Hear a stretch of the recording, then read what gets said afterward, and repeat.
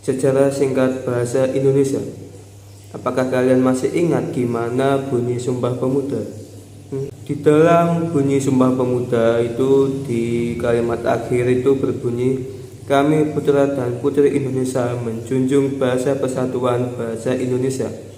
Di dalam bunyi tersebut atau di dalam kalimat tersebut itu kita tahu bahwa putra dan putri Indonesia pada zaman dahulu telah menjunjung tinggi bahasa persatuan, yaitu bahasa Indonesia, dan ditetapkan juga itu lahirnya bahasa Indonesia itu di tanggal 28 Oktober 1928, dan juga bersamaan dengan lahirnya Sumpah Pemuda.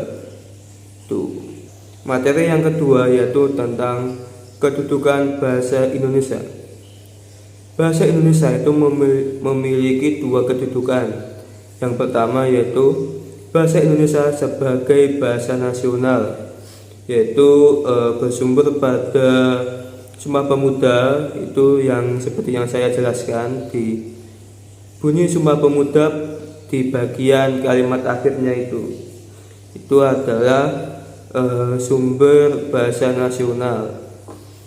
Nah, yang kedua itu bahasa Indonesia berkedudukan sebagai bahasa negara. Bahasa negara itu bersumber pada Undang-Undang Dasar tahun 45 di dalam pasal 36 yang berisi bahasa negara adalah bahasa Indonesia.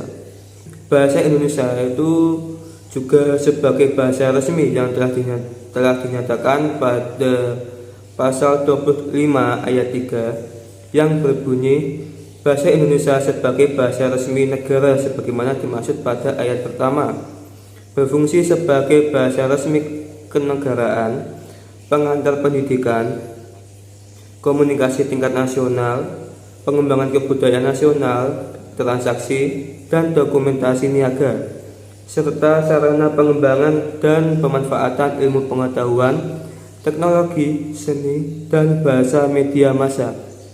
Selanjutnya, penggunaan bahasa Indonesia tulis itu juga telah diatur itu dalam pasal 31 ayat 1 dan 2, pasal 34, pasal 35 ayat 1. Penggunaan bahasa Indonesia tulis dan lisan itu juga sudah ditetapkan di dalam pasal 33 ayat 1. Penggunaan bahasa Indonesia lisan itu juga telah ditetapkan di pasal 32 ayat 1. Selanjutnya itu materi yang ketiga itu tentang fungsi bahasa Indonesia berdasarkan kedudukannya.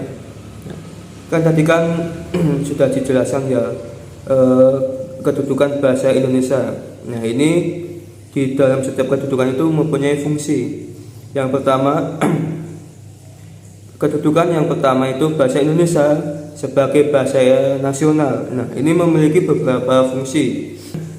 Yang pertama sebagai lambang kebanggaan nasional, yang kedua sebagai lambang identitas nasional, yang ketiga alat pemersatu berbagai masyarakat yang berbeda-beda latar sosial, budaya, dan bahasa.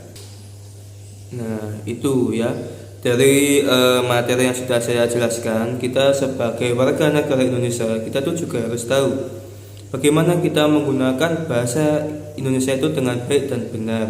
Nah, salah satunya itu dengan cara menggunakan bahasa Indonesia itu sesuai konteks dan kaidah atau tata bahasa Indonesia yang telah ditetapkan, yaitu dengan EYD, ejaan yang disempurnakan. Jadi gitu.